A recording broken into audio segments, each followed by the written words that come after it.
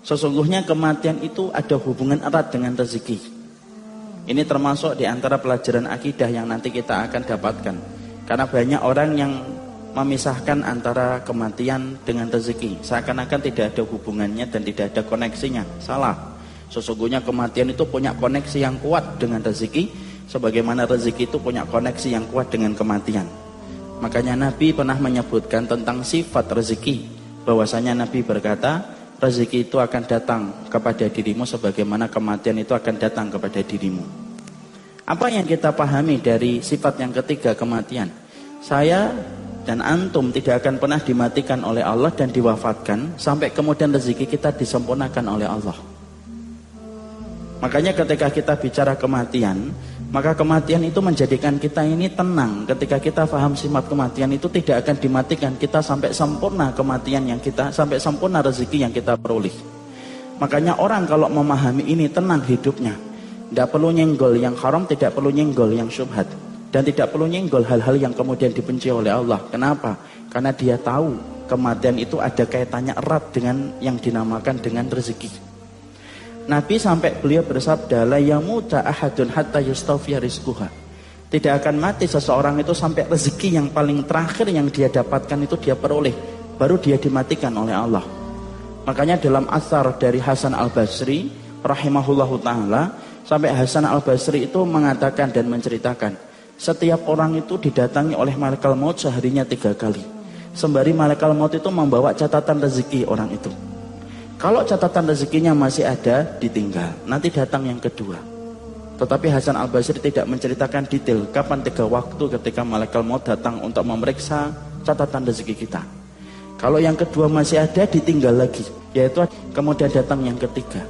Makanya kita hari ini masih hidup, duduk di sini, ya karena rezeki kita masih ada.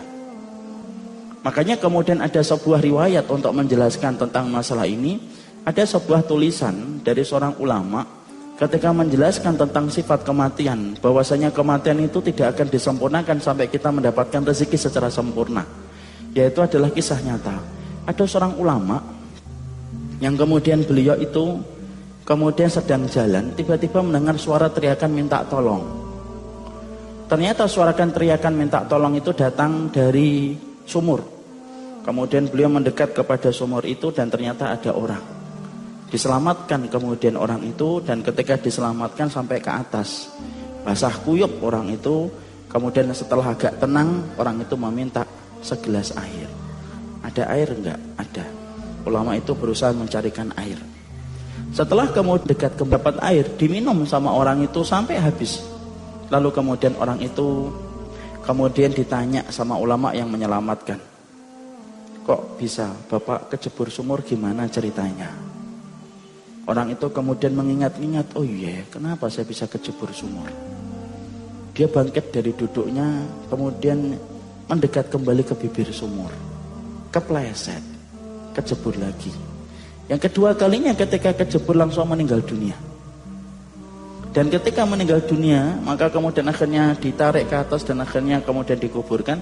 Sang ulama itu menyampaikan dalam salah satu kitabnya, beliau mengatakan, ternyata Allah itu ngirimkan saya kemudian sampai jalan mendekati bibir sumur itu karena Allah ingin supaya saya menyempurnakan rezeki kepadanya yang terakhir. Rezekinya apa? Segelas air. Ketika orang itu sudah mendapatkan rezeki segelas air, baru kemudian dia dihukum dan dimatikan oleh Allah setelah segelas air itu dia dapatkan. Di situ kita belajar, Pak, orang yang hari ini nyenggol yang haram, nyenggol yang syubhat, pikiran kita itu sederhana.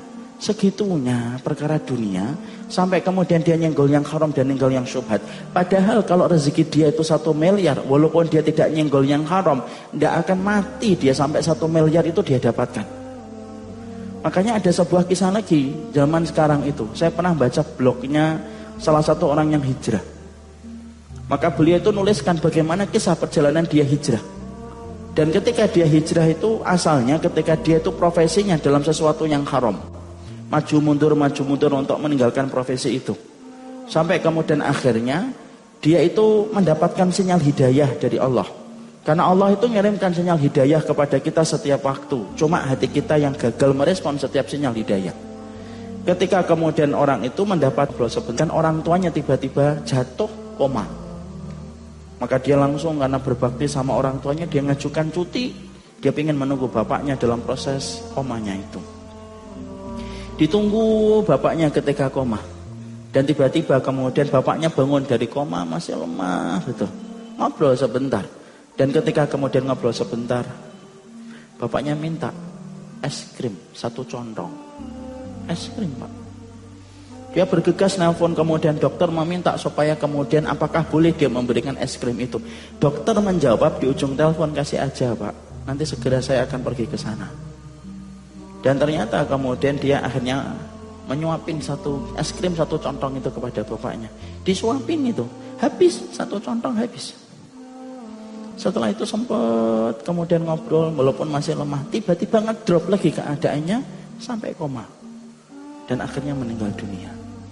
Yang menarik, kejadian itu menjadikan beliau betul-betul menyadari tentang rezeki. Akhirnya beliau itu pindah dan hijrah. Beliau tinggalkan itu pekerjaan haram yang sebelumnya beliau itu masih maju mundur untuk meninggalkan.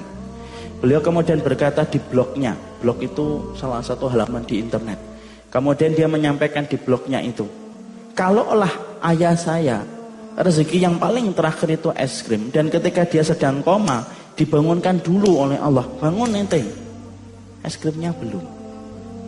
Dan ternyata kemudian setelah bangun kemudian disempurnakan es krim itu sampai 1 contong itu kemudian habis, baru dimatikan oleh Allah. Kemudian beliau berkata, lu kalau es krim 1 contong aja dikasih dan tidak luput, beliau menjadikan saya ragu untuk meninggalkan yang haram.